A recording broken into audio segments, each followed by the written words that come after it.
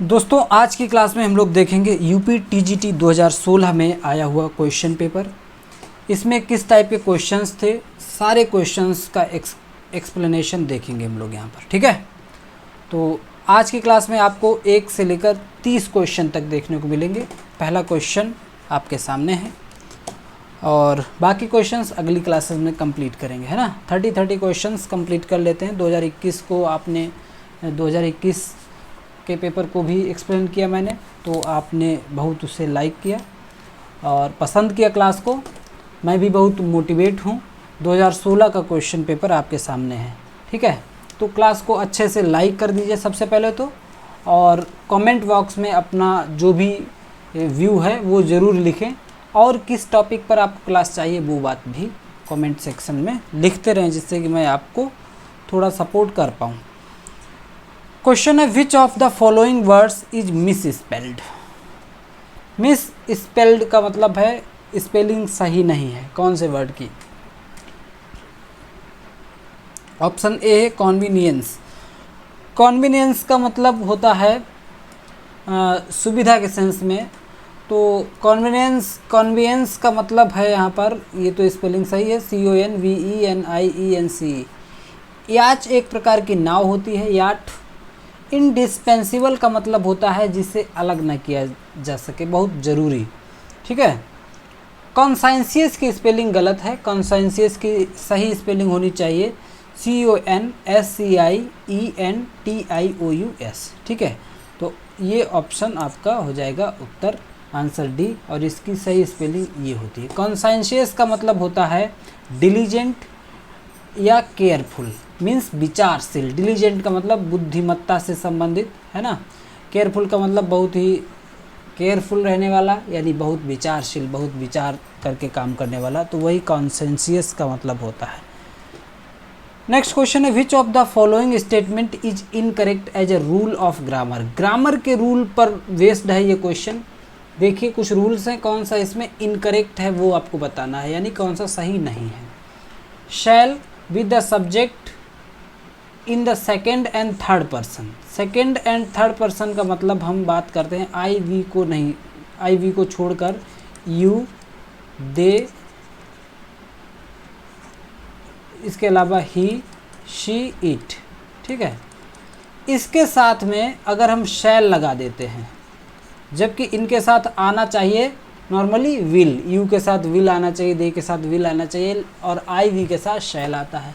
लेकिन अगर हम इनके साथ, ये सेकेंड थर्ड पर्सन की चीज़ें हैं, इनके साथ अगर हम शैल लगा देते हैं तो इसका मतलब होता है द आइडिया ऑफ कंपल्जन। फिर वो कंपल्जन हो जाता है, यानी आवश्यक तौर पे वो काम होगा। जैसे हम कहें यू विल कम, है ना, यू विल कम का मतलब आप आओगे, लेकिन अगर हम आपके बारे में श्योर हैं कि आप आओगे ही आओगे, तो हम वहाँ पर कह सकते हैं यू शैल कम, यानी आप आओगे ही आओगे, यानी वो कंपल्सन ज़रूरी हो जाता है। ठीक है, ये बात सही है। दूसरा है, will with the subject in the first person expresses a bleak sense of determination. ये ब्लीक सेंस है ना, धुंधला सा सेंस नहीं होता है, एकदम जैसे जिसके साथ विल आना चाहिए, you, they, he, she, it के साथ विल आना चाहिए, लेकिन विल ना लगाकर शैल लगा देते हैं तो कंपल्जन और डिटर्मिनेशन की बात करने लगता है। ऐसे ही अगर हम आई और वी के साथ शैल ना लगा करके अगर हम इसके साथ विल लगा दें तो ये भी वही सेंस देता है, यानी ब्लीक सेंस ऑफ डिटर्मिनेशन नहीं देता, पक्का वाला डिटर्मिनेशन बताता है ना। ब्लीक का मतलब धुंधला सा, इस टाइप का, या कमज़ोर सेंस दिखाता है, कमज़ोर नहीं, स्ट्रॉन्ग सेंस ऑफ डिटर्मिनेशन दिखाता है अगर हम आई के साथ विल लगा देते हैं, वी के साथ विल लगा देते हैं तो। ठीक है, should with the second and third person means ought to. Should का मतलब ऑट टू ही होता है। जैसे कहें you should do your duty, तो आपको अपना कर्तव्य निभाना चाहिए। ठीक है, तो वहाँ पे शुड लगाते हैं। ऑट टू का मतलब भी वैसा ही होता है, लेकिन ऑट टू के साथ थोड़ा सा अलग चीज़ें क्या है कि ऑट टू ज़्यादातर मोरल रिस्पॉन्सिबिलिटीज़ की बात करता है। ठीक है, you should do your duty तो एक आम बात हो गई है, लेकिन हम ऑट टू का यूज करें you ought to respect your parents, तो यहाँ पे एक मोरल रिस्पॉन्सिबिलिटी है। पेरेंट्स की बात हो गई है, नेशन का रिस्पेक्ट करना चाहिए, तो यहाँ पर हमें ought to लगाना होता है, लेकिन should और ought to में सिमिलैरिटी है, तो ये बात सही है। Would with the subject of the first person gives emphasis, अगर हम फर्स्ट पर्सन यानी आई वी के साथ में वुड लगा देते हैं तो वहाँ पे जोर देना यानी एम्फेसिस वाला सेंस आता है। तो ए, सी और डी ये तीनों सही है, ऑप्शन बी वाला गलत हो जाता है और यही आपका उत्तर हो जाता है। ठीक है, option B.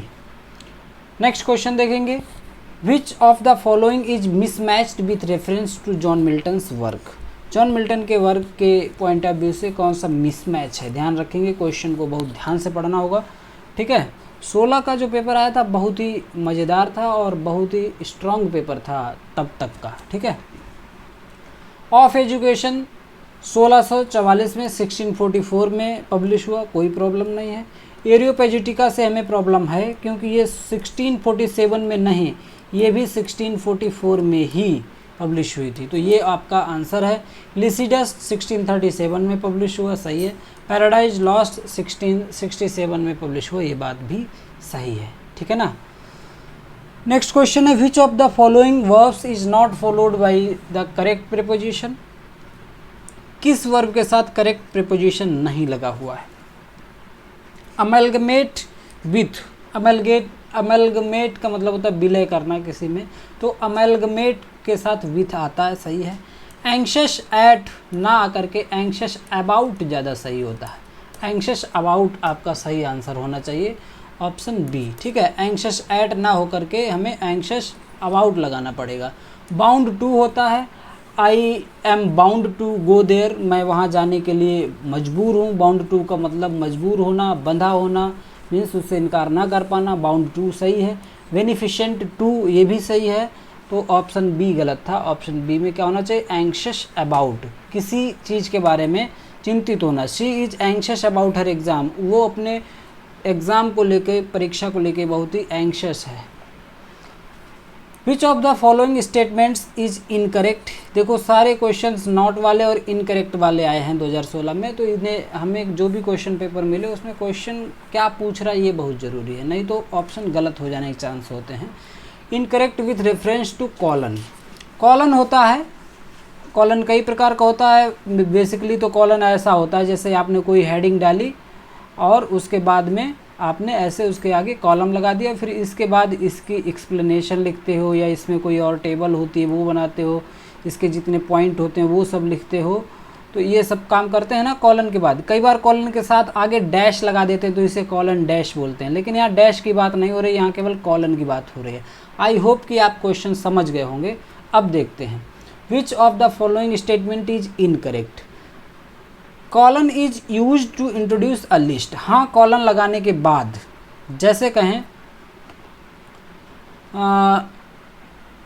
Types of pronoun, मैंने लिखा है यहाँ पे टाइप्स ऑफ प्रोनाउन, अगर हम यहाँ पे लिखें तो ये हमारी हेडिंग हो गई, टाइप्स ऑफ प्रोनाउन मैंने लिखा, और यहाँ पे कॉलन लगा देंगे तो कॉलन के आगे हम एक लिस्ट बना सकते हैं प्रोनाउन कितने प्रकार के हैं, है ना, तो कॉलन से एक लिस्ट भी डिनोट की जाती है, सही है। The colon is use to introduce an explanation, colon के आगे लंबी सी एक्सप्लेनेशन भी लिखी जा सकती है, ये बात भी सही है।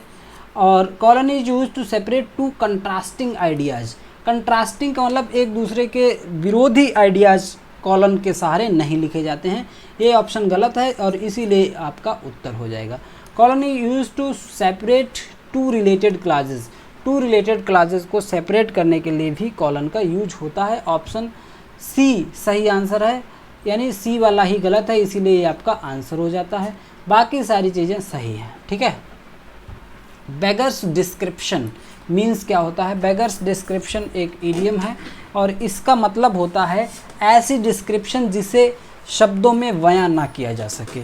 किसी के बारे में आपको बोलना है, किसी चीज़ को डिस्क्राइब करना है और आपके पास शब्द कम पड़ जाते हैं, मीन्स बात इतनी इम्पॉर्टेंट है, इतनी एक्स्ट्राऑर्डिनरी है कि आप उसे एक्सप्लेन नहीं कर पा रहे हो शब्दों में, तो ऐसी स्थिति को बेगर्स डिस्क्रिप्शन कहते हैं।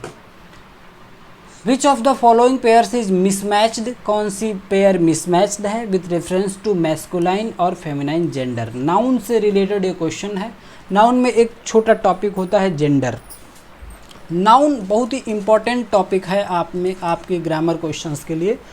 नाउन में आपको जेंडर से, नंबर से, है ना, तो ये कई सारे क्वेश्चन आपको मिल जाते हैं। और नाउन में आपको ख़ास तौर पे जेंडर तो पढ़ना ही है, इसके अलावा नंबर पढ़ना है, और इसके अलावा नाउन में केस भी आपको पढ़ना है। ठीक है, तो देखते हैं इसमें। बोर और सो सही है। बोर का मतलब होता है जंगली सुअर, मेल को बोर कहते हैं, और फीमेल जो होती है फेमिनाइन होता है उसे सो बोलते हैं। बक एक प्रकार का हिरन होता है, और डो इसकी फीमेल होती है। फॉक्स जो होता है आपका, फॉक्स का मतलब लोमड़ी, लेकिन ये लोमड़ी नहीं होती है, लोमड़ होता है ना, आपका मेल होता है, और विक्सन जो है फीमेल होती है। बक रैबिट और पी रैबिट ये गलत है। वक रैबिट के साथ में जैसे बक का मैस्कुलाइन फेमिनाइन डो है, ऐसे ही बक रैबिट का फेमिनाइन डो रैबिट होना चाहिए, DOE डो रैबिट होना चाहिए, है ना।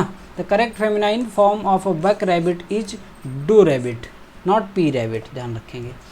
विच of the following is not a synonym of frenzy. Frenzy का सिनोनिम कौन सा नहीं है। फ्रेंजी का मतलब होता है एकदम पागल होना, मदहोश होना, उन्माद, है ना। तो उन्माद होना, क्रोध होना, पागल वाली स्थिति बनी होना, तो उसके लिए क्या है, रेज का मतलब भी गुस्सा, इतना गुस्सा कि पागलपन वाला गुस्सा। एक्साइटमेंट का मतलब भी एक तरीके का उन्माद ही होता है। एक्साइटमेंट का मतलब एक ऐसी स्थिति जो कि आपको मैडनेस या एक्सट्रीम एक्साइटमेंट का मतलब होता है फ्रेंजी। एंथुसियाज्म का मतलब भी होता है किसी चीज़ को लेकर के अपने इमोशंस पे कंट्रोल ना कर पाने के सेंस में ये सारे शब्द हैं, फ्रेंजी, रेज, एक्साइटमेंट और एंथुसियाज्म। गाइल एक बहुत डिफरेंट शब्द है, ये इसका सिनोनिम नहीं हो सकता, बाकी तीनों हो सकते हैं। गाइल का मतलब होता है डिसीट, मीन्स धोखा, धोखा देना। गाइल का मतलब होता है धोखा के सेंस में, ठीक है ना। तो ऑप्शन बी आपका यहाँ पर आंसर है। In the first folio edition of Shakespeare's dramas which play was omitted. कौन सा प्ले ओमिट था, यानी कौन सा प्ले फर्स्ट फोलियो में नहीं था, पब्लिश नहीं हुआ था। फर्स्ट फोलियो कब आया था, कमेंट बॉक्स में आप लोग लिखिए। और ये प्ले था पेरिक्लीज, ठीक है, पेरिक्लीज। नेक्स्ट क्वेश्चन है, which of the following plays is a social satire dealing with the fashion and fads of the day. कौन सा प्ले विलियम शेक्सपियर का है जो एक सोशल सटायर है, जिसमें फैशन और उस समय की चीज़ों को दिखाया जा रहा है ज़्यादा। तो ये है Love Labour's Lost. Love Labour's Lost, option C सही आंसर है। In the state of his blindness, blindness के हिसाब से देखें तो with whom does Milton not compare himself. Milton अपने आप को किससे कंपेयर नहीं करते हैं। तो मिल्टन ने टैमेरिस और मियोनाइड्स और टायरेसियस और फिनियस सभी से अपनी तुलना की है पैराडाइज लॉस्ट की बुक 3 में, ठीक है ना, बुक 3 में। लिसिडस तो इनका एक वर्क है, लिसिडस से इन्होंने अपनी कंपैरिजन नहीं की है, तो ये आपका उत्तर हो जाएगा डी, बाकी तीनों से तुलना इन्होंने की है। नेक्स्ट है, who is often called the political son of Spencer. ध्यान रखेंगे क्वेश्चन पेपर में भी यही बात है, पॉलिटिकल सन ही दिया है, लेकिन ये बात है एकदम गलत, क्योंकि ये पॉलिटिकल सन नहीं थे, ये थे पोइटिकल सन। पोइटिकल सन ये क्वेश्चन होना चाहिए, यानी इन्होंने पोइटिक क्वालिटीज़ इनकी स्पेंसर से मिलती हुई हैं, तो इसीलिए इन्हें पोइटिकल सन ऑफ स्पेंसर कहा जाता है। किसे कहा जाता है, जॉन मिल्टन को। जॉन मिल्टन को पोइटिकल सन ऑफ स्पेंसर कहा जाता है, ठीक है। तो इस बात को ध्यान रखेंगे, यहाँ पर भी पॉलिटिकल को काट करके पोइटिकल सक्सेसर करना है, आपको ध्यान रखेंगे, पोइटिकल सक्सेसर ऑफ स्पेंसर, क्योंकि इनकी पोइटिक स्टाइल और जो आपका पोइटिकल थीम जो थे वो स्पेंसर से मिलते जुलते हैं। In the opening invocation of Paradise Lost ओरेव रेफर्स टू।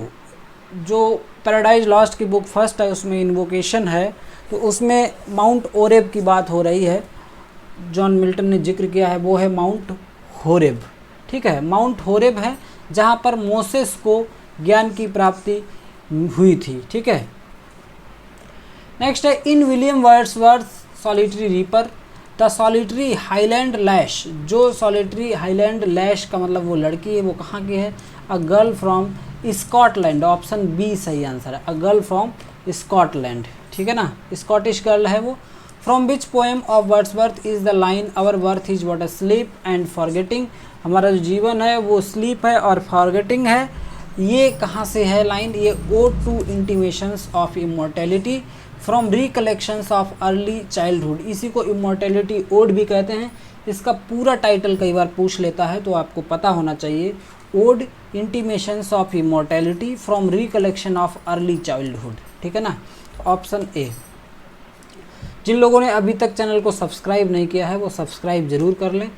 और अगला क्वेश्चन देखेंगे, which of the following works is a novelette written by John Galsworthy, John Galsworthy के कौन सा वर्क है जो नॉवलेट है?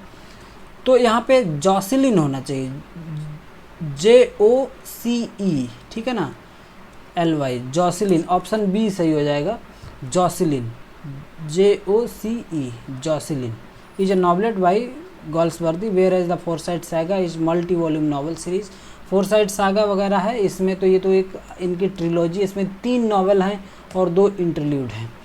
As a dramatist John Galsworthy belongs to the, ये रियलिस्ट थे, realist tradition of Jones and Pinero, Jones और Pinero जो व्यक्ति थे ये भी रियल चीज़ों के बारे में लिखते थे, ऐसा ही जॉन गॉल्सवर्दी के वर्क्स में मिलता है। इनके जितने भी प्लेज हैं, जितने भी वर्क हैं, उसमें समाज में क्या वास्तविकताएं हैं उन्हीं चीज़ों को दिखाया है, चाहे वो जस्टिस हो, चाहे स्ट्राइफ हो, चाहे सिल्वर बॉक्स हो, जो भी इनका प्ले हो या कोई नॉवल हो, वही चीज़ें देखने को मिलती हैं जो रियल है, ठीक है। तो ये रियलिस्ट ट्रेडिशन से आते हैं जो कि जॉन्स और पिनरो का ट्रेडिशन है। नेक्स्ट है in Forsyte Saga the Forsytes belong to, जो फोरसाइट फैमिली है वो कहाँ से बिलोंग करती है? ये शहरी जीवन जीती है और वही टिपिकल सिटी फैमिली से बिलोंग करते हैं, ऑप्शन बी सही आंसर है।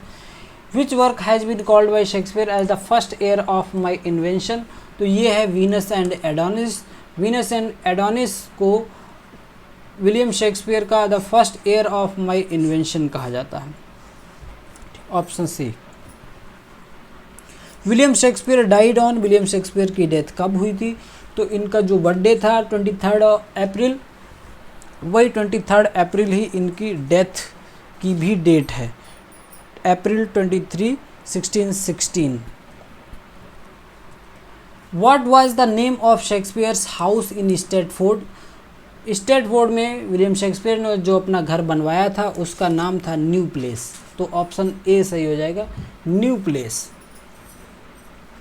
Which of the correct chronological order of Shakespeare's tragedies, William Shakespeare की 4 ग्रेट ट्रेजेडीज हैं और 4 ग्रेट ट्रेजेडीज जो हैं तो इनसे भी रिलेटेड क्वेश्चन बहुत ज़्यादा आते हैं, बहुत इंपॉर्टेंट हैं, तो इनसे कोई भी क्वेश्चन ना छूटे। इन चारों ट्रेजेडीज़ पर मैं आपको डिटेल में क्लास दूंगा जिसमें एक एक ट्रेजेडी के सारे क्वेश्चंस आपको मिल जाएंगे, उससे बाहर कोई क्वेश्चन नहीं पूछ सकता, ठीक है। तो हैमलेट, अथेलो, किंग लियर और मैकबेथ ये आपका सीरीज है, यही इनका क्रम है। हैमलेट आया था 1600 से 1601 में लिखा गया था, अथेलो 1603 और 1604 के बीच, किंग लियर 1605 और 1606 और मैकबेथ 1606 का है ना। तो यही इनका क्रम भी है, हैमलेट, अथेलो, किंग लियर और मैकबेथ, इसी क्रम में आपको याद कर लेना है।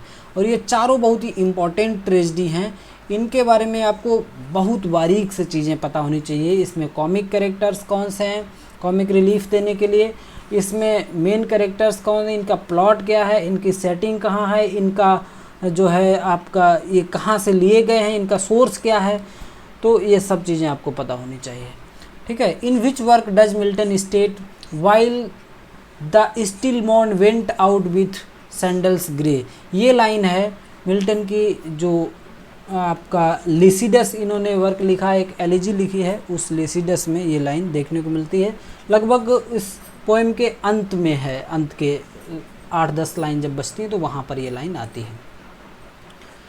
नेक्स्ट है through which work does Milton intend to justify the ways of God to man, किस वर्क के माध्यम से मिल्टन गॉड के जो तरीके हैं उन्हें जस्टिफाई करना चाहते हैं कि गॉड जो भी करता है वो सही ही करता है इंसान के लिए। तो ये काम इन्होंने पैराडाइज लॉस्ट के थ्रू किया है। ऑप्शन डी सही आंसर है ना। पैराडाइज लॉस्ट 1667 में पब्लिश हुआ था। इसका सेकेंड वॉल्यूम कब आया था, मीन्स इसका दोबारा पब्लिकेशन कब हुआ था, to justify the ways of God to man, ठीक है, तो ये जस्टिफाई करने के लिए लिखा था। In which work of John Milton does the character Delilah appear, किस वर्क में, जॉन मिल्टन के किस वर्क में डेलिला नाम का कैरेक्टर है, तो ये सैमसन एगोनिस्ट एक वर्क है जो कि एक ट्रेजेडी है और क्लोसेट ड्रामा भी कहा जाता है, ठीक है, क्लोसेट ड्रामा भी है। क्लोसेट ड्रामा का मतलब होता है ऐसा ड्रामा जो केवल पढ़ा जाता है, उसे स्टेज क्राफ्ट के थ्रू उसे परफॉर्म नहीं किया जाता है। तो सैमसन एगोनिस्ट एक क्लोसेट ड्रामा है, जॉन मिल्टन के द्वारा लिखा गया है। इसमें एक कैरेक्टर है डेलिला जो कि सैमसन की वाइफ है, ठीक है, ध्यान रखना आप इस बात को। 25 का D. Wordsworth Borderers fall under the category of, Wordsworth का एक प्ले लिखा है वर्ड्सवर्थ ने अपने जीवन में, उसका नाम है वॉर्डरर्स, उस प्ले को कहते हैं वॉर्डरर्स। और वॉर्डरर्स एक वर्स ट्रेजेडी है, यानी इन्होंने वर्ड्सवर्थ ने इसे वर्स फॉर्म में लिखा है, ये प्रोज में नहीं लिखी गई, ये इस बात को ध्यान रखना। In 1601 a collection of Shakespeare sonnet was printed, William Shakespeare की सोनेट का एक कलेक्शन 1601 में पब्लिश हुआ था, ऐसा क्वेश्चन पूछा गया यूपीटीजीटी में, लेकिन ये बात गलत है। 1601 में सोनेट का कलेक्शन नहीं आया था, ये 1609 में आया था, 1609 में आया था। और किसके द्वारा पब्लिश किया गया था, तो टॉमस थॉर्पे के द्वारा पब्लिश किया गया था। इसीलिए सोनेट का जो आप सोनेट्स की बुक जब शेक्सपियर की पढ़ेंगे तो उसमें नीचे दिया होता है टी, तो वो टी यही वाला है, टॉमस थॉर्पे, ठीक है ना, तो option C. An alternative name for a prose epigram, epigram को अल्टरनेट तरीके से यानी दूसरा वैकल्पिक नाम क्या दिया जा सकता है, क्या बोला जा सकता है एपिग्राम को। एपिग्राम का मतलब एक ऐसी स्टाइल होती है जिससे कम शब्दों में बहुत ही विटी रिमार्क बोला जाता है, जिससे कम शब्दों में बहुत बड़ा मीनिंग मिल जाता हो रीडर को, तो ऐसी स्टाइल को एपिग्रामेटिकल स्टाइल बोलते हैं और उसे एफोरिस्टिक स्टाइल भी बोलते हैं, है ना, ऑप्शन ए। और फ्रांसिस बेकन की स्टाइल ये है, ठीक है, फ्रांसिस बेकन ऐसा बहुत अच्छे पैमाने पर यूज करते हैं एपिग्रामेटिकल स्टाइल को और एफोरिस्टिक स्टाइल को, ऑप्शन ए सही आंसर है इसका, ठीक है ना। बाकी डिटेल में आपको एक्सप्लेनेशन भी दी है, आप इसे भी पढ़ते जाएं तो और चीज़ें क्लियर हो जाएंगी। विच of the following is not a poem by Wordsworth, Wordsworth के द्वारा कौन सी एक पोएम नहीं है। लंदन 1802 वर्ड्सवर्थ की पोएम है। Strange fits of passion have I known, ये भी वर्ड्सवर्थ की पोएम है। सॉलिटरी रीपर भी वर्ड्सवर्थ की पोएम है। लंदन ये पोएम वर्ड्सवर्थ की नहीं है, this is a poem by William Blake, ठीक है, विलियम ब्लेक के द्वारा है। बाकी तीनों पोएम ऊपर जो हैं वो वर्ड्सवर्थ की हैं। Little we see in nature that is ours, हम नेचर की तरफ ज़रा सा ही देखते हैं, यानी देखते ही नहीं, नेचर की तरफ मेरा ध्यान ही नहीं जाता है जो कि हमारे लिए बना है। इज अ लाइन फ्रॉम ये the world is too much poem से, बहुत ही छोटी पोएम है, यहाँ पर ये लाइन आती है little we see in nature that is ours, और ये वर्ड्सवर्थ की पोएम है, विलियम वर्ड्सवर्थ की पोएम है ना। आई होप कि आज के क्वेश्चंस कंप्लीट हो गए। जो भी लोग नए हैं चैनल को सब्सक्राइब जरूर कर लें। सारे प्रीवियस ईयर क्वेश्चंस, पहले क्वेश्चंस करा चुका हूँ, यूथ सीरीज कंप्लीट कर दी है, सारी प्लेलिस्ट बनी हुई है, जॉन मिल्टन, गॉल्सवर्दी और आपके William Shakespeare, William Wordsworth, literary term, history of English literature, figure of speech, one word substitution, कुछ भी नहीं छूटा है, सारा कुछ चैनल पर है, सब पढ़ाया है। अब मैं ईयर वाइज पेपर आपको दे रहा हूँ, इसके अलावा वर्क वाइज क्वेश्चन दे रहा हूँ, ठीक है। कल से कोशिश रहेगी कि ईयर वाइज जो भी हम लोग ये चला रहे हैं सीरीज़, ये आपको शाम को वीडियो मिला करेगा, और वर्क वाइज जैसे हैमलेट के सारे क्वेश्चन एक ही वीडियोज में मिले, आप एक ही वीडियो में मिल जाएं आपको, तो वो आपको मॉर्निंग में वो क्लास मिल जाया करेगी। मैं कोशिश करूँगा कि डेली 2 क्लास दे पाऊँ, और आपकी जिम्मेदारी है उन क्लासेस को कम से कम एक बार तो बहुत ही पेशेंस के साथ देखें, और एग्ज़ाम तक दोबारा भी एक बार उसे रिवाइज कर लें। इतने से जितने भी क्वेश्चन हो सकते हैं तो वो सब आपके क्वेश्चन आपके सामने होंगे। मैं हर वीडियो में एक टॉपिक के जितने भी क्वेश्चन बन सकते हैं सभी कवर करने वाला हूँ। अभी तक जितने भी वीडियोज आपको दिए उनमें ऐसा ही हुआ है। आप देखेंगे तो आपको लगेगा कि बहुत ही इम्पॉर्टेंट क्लासेस हैं, ठीक है। अगर आप लोग पीजीटी की तैयारी भी कर रहे हैं, पोस्ट ग्रेजुएट टीचर की तैयारी भी कर रहे हैं, तो कमेंट बॉक्स में लिखें, तो मैं उसके लिए भी एक सीरीज स्टार्ट करूं प्रीवियस ईयर क्वेश्चंस की, ठीक है। मिलेंगे अगली क्लास में। Till then keep learning and keep watching. Thank you.